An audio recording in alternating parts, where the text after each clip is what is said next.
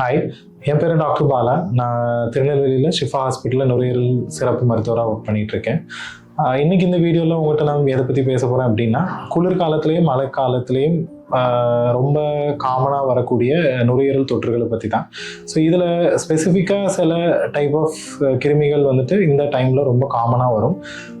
அதில் காமனாக என்னென்ன பார்க்கலாம் அப்படின்னா, இன்ஃப்ளூயன்ஸாங்கிற வைரஸ் தொற்று ரொம்ப அதிகமாக இப்போ ரீசெண்ட் டைம்ஸில் குளிர் ஜாஸ்தியானதுக்கப்புறம் பரவ ஆரம்பிச்சிருக்கு. அதே மாதிரி வாக்கிங் நிமோனியா ஆர் ஏடிபிக்கல் நிமோனியான்னு சொல்லுவோம். ஸோ இதில் வந்துட்டு சில ஸ்பெசிஃபிக்கான மைக்கோபிளாஸ்மா, லீஜியோனெல்லா, கிளமேடியா அந்த மாதிரி டைப் ஆஃப் கிருமிகள் பரவும்.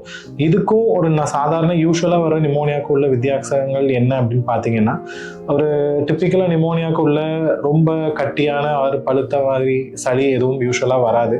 ரொம்ப ஹை கிரேட் ஆர் ரொம்ப சிவியரான காய்ச்சல் எதுவும் வராது. ஸோ யூஸ்வலாக அதனால தான் இதுக்கு வாக்கிங் நிமோனியாங்கிற பேர் நம்ம சொல்கிறது.